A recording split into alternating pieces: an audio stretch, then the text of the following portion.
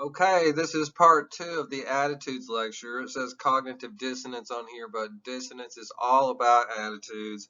And so, I don't know, it's a perfect day to do dissonance because I feel like a whack job right now. Okay, I sometimes call myself cognitive dissonance boy. And what does dissonance mean?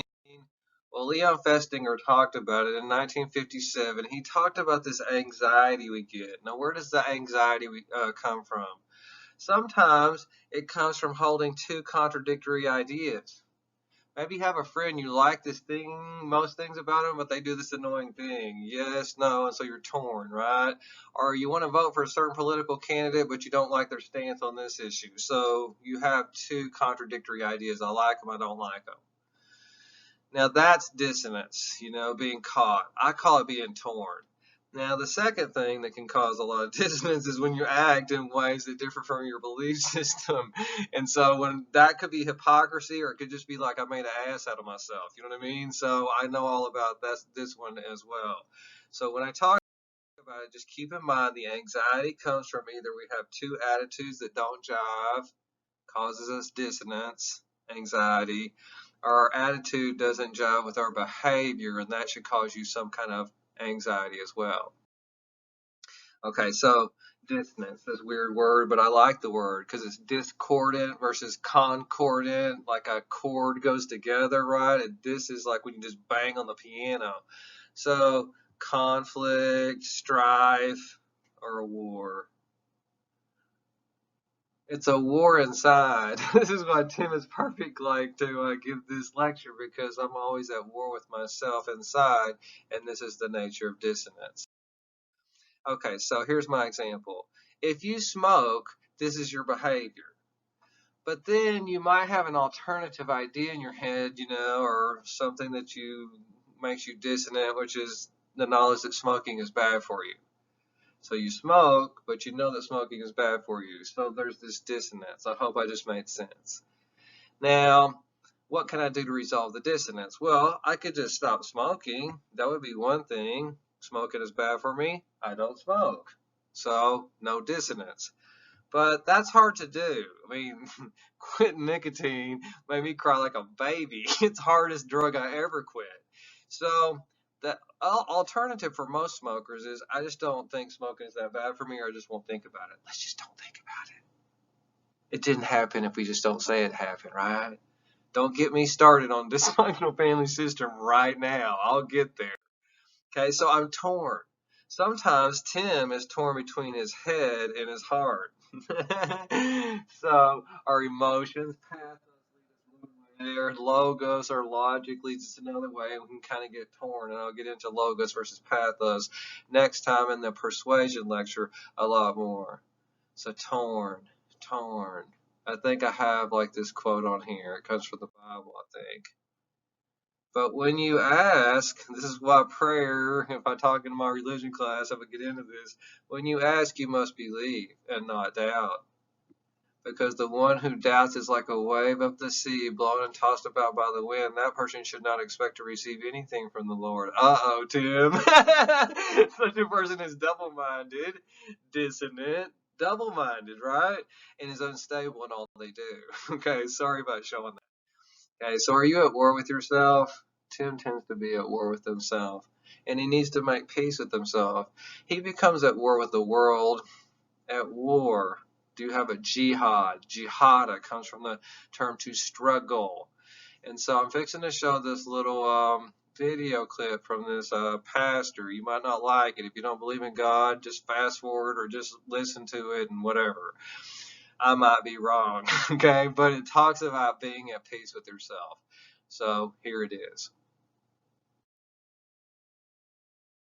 I want to talk to you today about peace with yourself. Too many people go around feeling wrong on the inside. They don't really like who they are.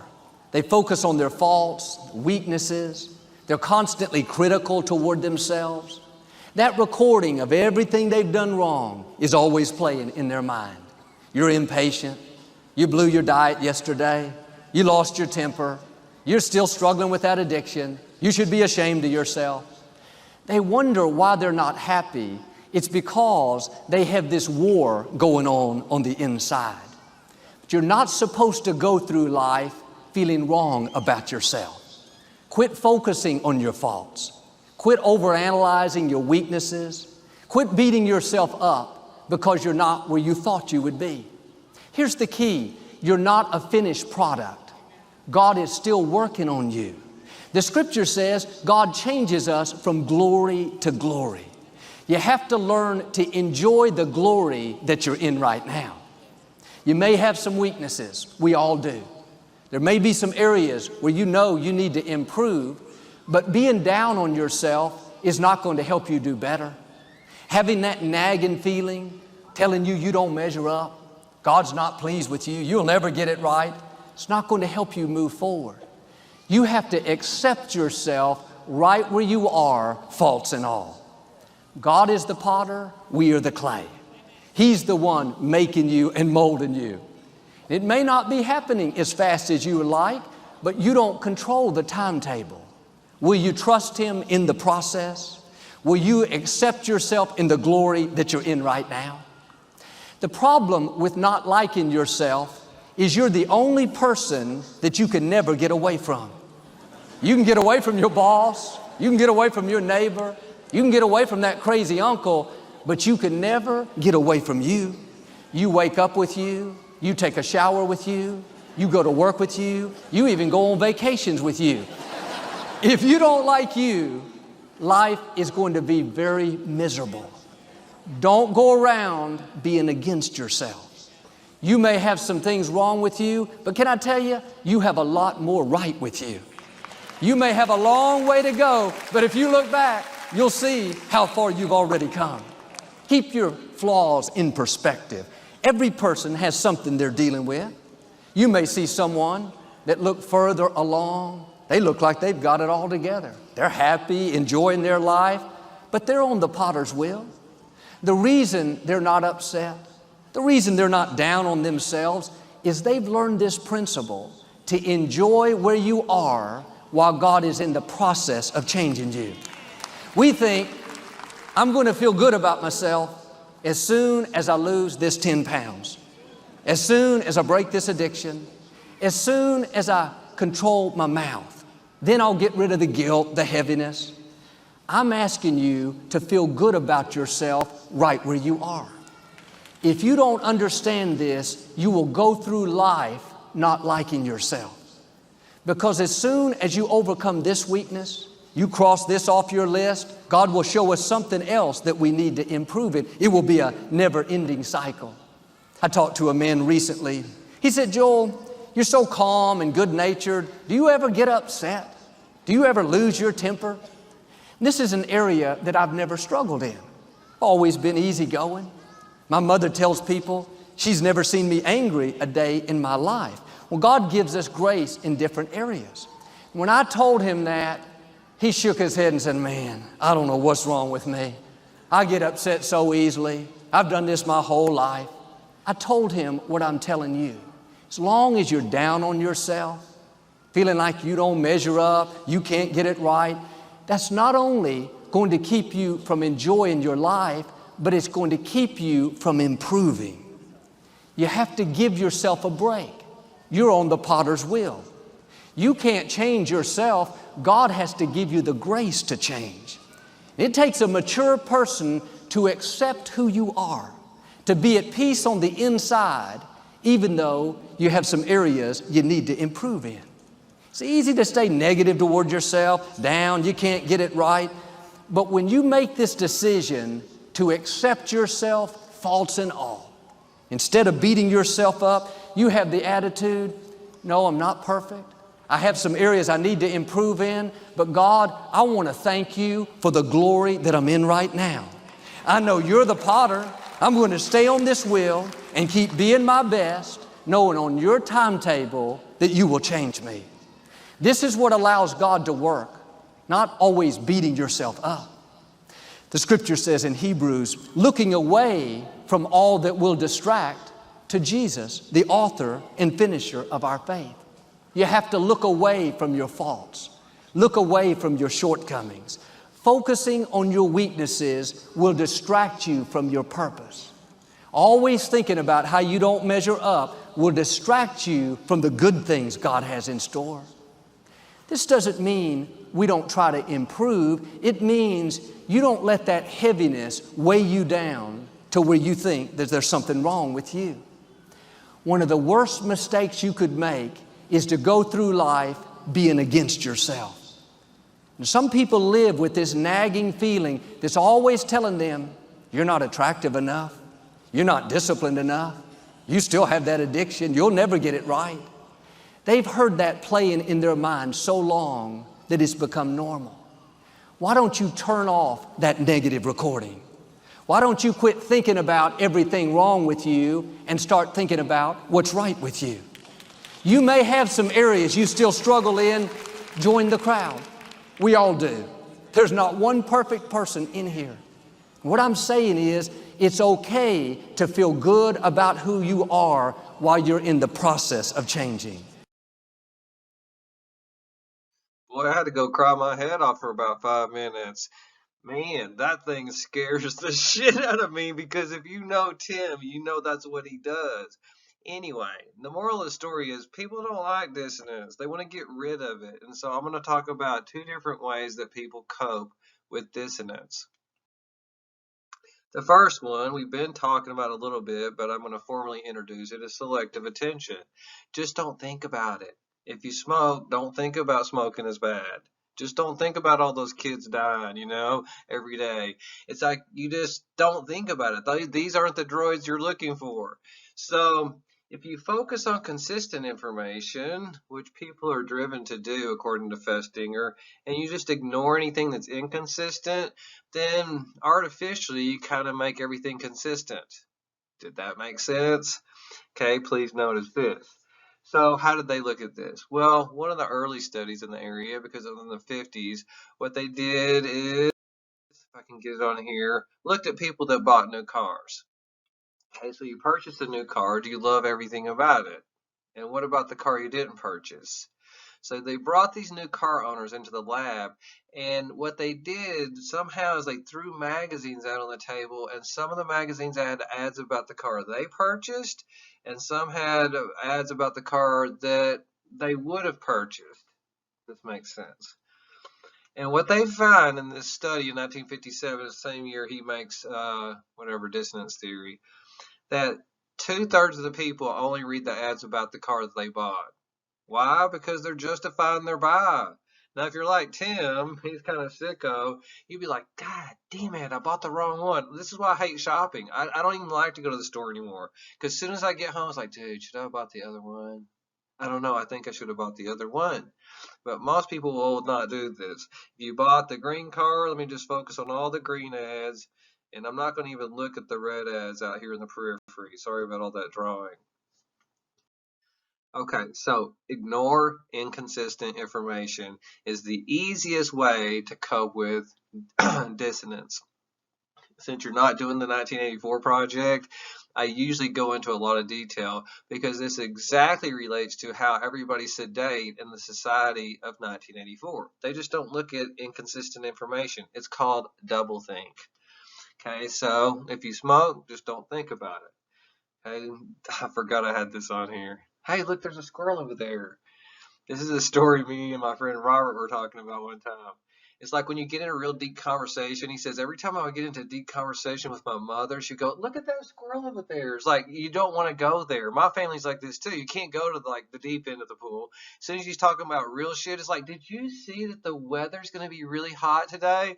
Because if you just don't think about it, smoking is not bad for you. Okay. Second tactic is reevaluation. What is this? It goes with buying things or choosing things. Once you select something, maybe you feel differently about it after the purchase. Okay, so what did Jack Brim do?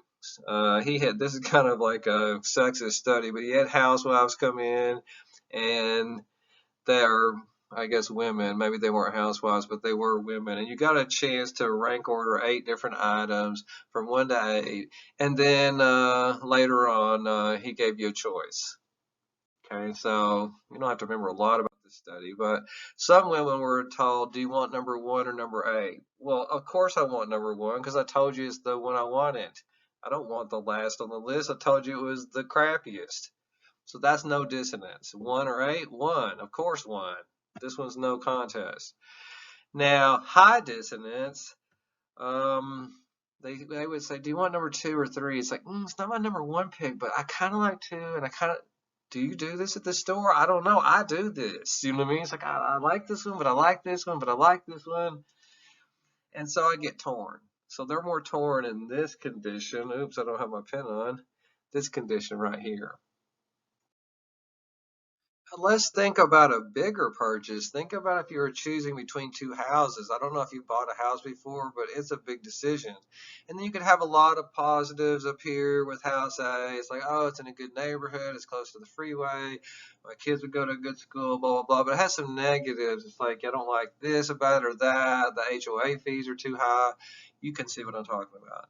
Okay, so B might have a lot of positive attributes and a lot of negative ones.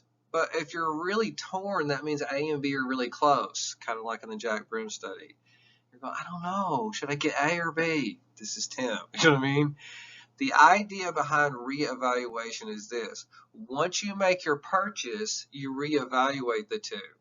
So now what I do is go, yeah, I bought A, okay, and so I over exaggerate all the positives of A and kind of underemphasize its negatives. Whereas B, now I talk about, oh yeah, it was this and this and this and this, all the bad things. It's called rationalization. You're rationalizing your purchase. And so what Jack Brim and others would find is that people would drive the two further apart afterwards. If you had a choice between two options that were so close that once you made your purchase, gave up your personal freedom, then as you justify, you see the other one as more negative than it used to be. That's reevaluation. Okay, so I mentioned this buyer's remorse because I do the opposite. I get home, it's like, God damn it, why did I buy this? And I've been back and forth to the Office Depot or Best Buy or whatever 4 times in one day. And they're going, who's this nutbag? Because like I can't make a decision because every time I give away my freedom, make the purchase, then I go home. It's like, oh, the one I didn't buy was more positive, and this one is shittier. And so that's the opposite of reevaluation. Okay, I'm going to go off on a tangent just for 3 or 4 slides because I do teach psychology of religion. One thing Gordon Allport talks about, which I love, is healthy versus unhealthy religion. It's real easy to stereotype and just say all religion is bad. But then that means like the Dalai Lama is bad and other people like this are bad, you know? So when I talk about this, I'm really aiming it at unhealthy religion. So dissonance. We can get on to the next one. Religion can be used to control other people. This is kind of a Freudian idea, but we can get into other aspects of it. I forgot I had the book of Eli on here. It perfectly illustrates healthy versus unhealthy religion because he's healthy. He's going to keep the word pure, but there's the misuse of the word too, because Gary Oldman says about the Bible, it's a weapon aimed right at the hearts and the minds of the weak. Because if you used it in a certain way, the word, or you use the word in a different way, I don't want to get into the, philosophy of this, but it's like a dollar bill. I can go buy a crack with it or feed somebody with it. I can use it in a different way. Now, how does religion or unhealthy religion usually control people? Through guilt or shame. And so that's a dissonance by nature. It's like, oh my God, I feel horrible about myself, but you're not supposed to, but I do, but I don't supposed to. You know what I mean? I don't know. I'm just describing me. So I grew up in guilt-based religion, and here it is. You're going to have a list of things. We have a list of things we call sins. Why are they sins? Because people want to do them. If people didn't want to do them, they wouldn't make a list. But they make this list of things you shan't do, attitudes, but they know you're going to do it probably. And when you do it, it causes you guilt or feel like a hypocrite, right? Because you're not behaving according to these 10 principles. Okay, I don't know if you're wired like me, but that's my whole life. Okay, so here's the church. How does this relate to the unhealthy church? Well, what happens is the church makes this list of sins. They know you're probably going to do them, so you're going to get torn. Okay, so when you're torn, you've got to have relief. But where do I go to get relief? to the same people that made this list of things that I shouldn't do. If they hadn't have made that list, I wouldn't be torn in the first place. I wouldn't need their medicine or their relief. What's their medicine? Confession, repentance, atonement, right? And so you have this medicine to deal with dissonance already built right into the church. It's not all bad, reconciliation, etc., but it's already built right in. Now, from an advertising perspective, I think this is called the Hegelian Dialectic. I won't ask you anything about all this shit on the test, but here's what you do. You get on TV and you make people freak out about something. Every single advertisement works on this. Oh my God, you're going to die. You need this. You don't have, health insurance. You don't have this. So they create a problem. If I hadn't been watching the commercial, I wouldn't be scared about it, especially late night TV. So now you're freaked out about it. What am I going to do? Okay, you're freaked out about it. What am I going to do? That's part two. So they want to scare you. And once they get you scared, what they say is like, but our product is the solution to your problem. But if I hadn't watched TV that day, I wouldn't have that problem. Kind of like the church. If I didn't know about the Ten Commandments, I wouldn't need to go to the church for confession. Okay, enough of the Hegelian dialectic. I hope I made sense there. The last area that I'm really going to go through is called forced compliance. So I force you to comply or to do something. If I make you do something versus you choose to do it out of your own free will, there should be a difference. So dissonance, how does that relate to dissonance? If you freely choose to do a bad thing, you should have a lot more dissonance than if I made you do a bad thing. Let's say I held a gun to your head and made you do something. And you go, well, I still feel bad about it, but I was in this weird situation. Versus like, I don't know, I just did it because I wanted to do it. And so it's about free will and dissonance. If you have free will, you have more dissonance than if you're forced to do it. Festinger and Carl Smith, 1959, just 2 years after Leon Festinger came out with the theory, he had participants do this boring task. What was it? It's the spool task. You just take spools and you put them on pegs, like hundreds of them. That's all you do, for like 20 or 30 minutes. Very repetitive, very tedious, time consuming. So what the experimenter does is this. He pretends like his assistant hasn't shown up and says, would you go and tell the next participant while I'm filling out your paperwork how much fun and excitement you had doing this task? I want you to really build it up and get them excited about it because you enjoyed it and how much it was fun and exciting. That's not true. Okay, so that's a lie basically.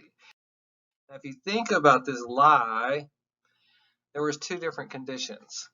In one condition, you got $1 to tell the lie, and in one condition, you got $20 to tell the lie.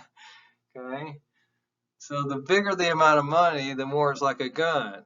Okay? The less the amount of money, the more you have free will, the more dissonance you should have about the lie. Now, when they just ask people to do the task on their own and not lie, just do the task and tell me what you think about it. You can see everybody is saying, it sucks, it's less than zero. When they asked the $20 people after the experiment and after lying and everything else, how much did you really like doing this? I know you told this guy it was fun and exciting, but how much did you really like doing it? It's like, it was about neutral. It wasn't bad. It wasn't good, whatever. So they went up just a little bit, but maybe that's because they got $20. You know what I mean? Out of the deal. When they ask the $1 people, something weird happens. In the $1 condition, those people report that they really did like the task. No, it really was fun and exciting. And you're going, really? Because it sucks. So these people have a different experience of the task. And why is it so positive? Well, maybe they want to be consistent. It wasn't all that bad. They remember it in a certain way. So if I give you a strong reason for telling the lie, let's say $20 over here, it's almost like a gun to the head. I'm making you tell the lie, and then later on it's like, well, Tim, why'd you lie? Oh, they gave me $2,000. It's right there. I got a good excuse. That's a great excuse, even if it's not moral. It's a great excuse. What's not a great excuse is, let's say I gave you 1 penny to tell the lie, or you told it for free. And now you sit there and tell the lie for free. It's like, well, I could have just not told it. Why did I do it? Dissonance. You get more dissonance here. And what they argue is, because you have more dissonance, you have greater motivation to resolve the dissonance. And therefore, you see the task with rose-colored glasses. Like, yes, it was really good. Therefore, I didn't lie. See, I told him it was fun and exciting, and it was fun and exciting. I don't know if that particular thing made sense, but the moral of the story is, when you have free will, you have more motivation, to change your mind about things, to make your behavior consistent with your attitude. Okay, so the Beehive Project, if I would go into the Beehive Project right here, one of the tactics that you can use is this severe initiations.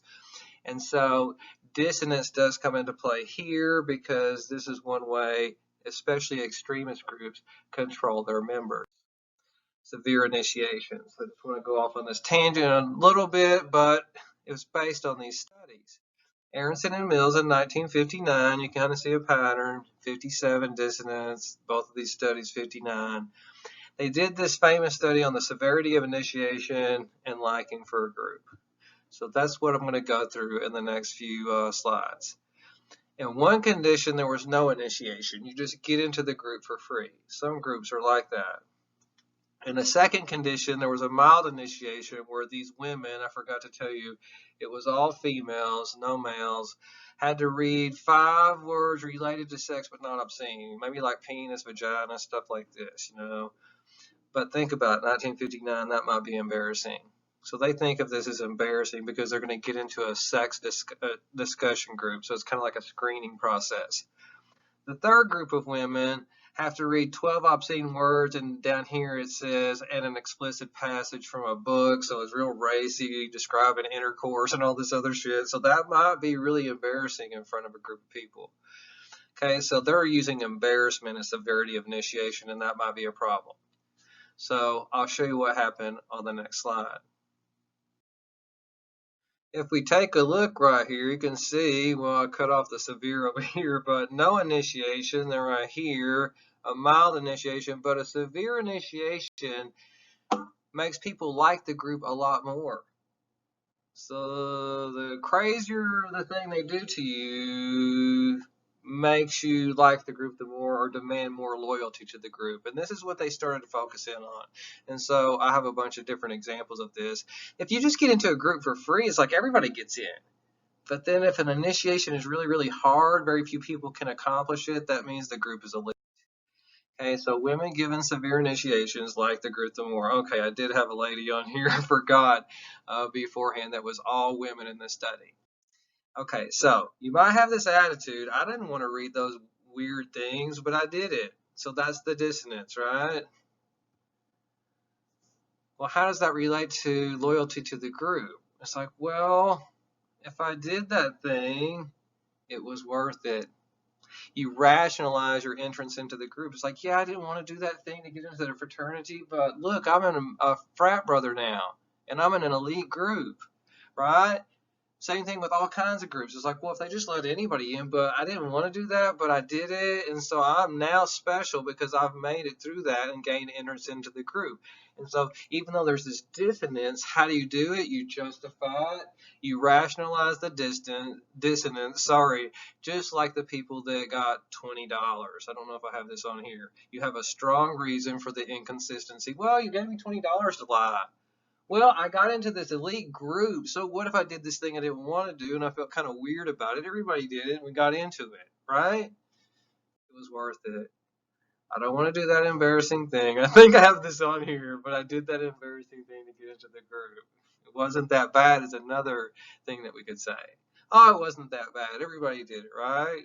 Yes, I do have it on here. Here's my hero right here. I mean, he's my all-time hero, Johnny Knoxville. I love him.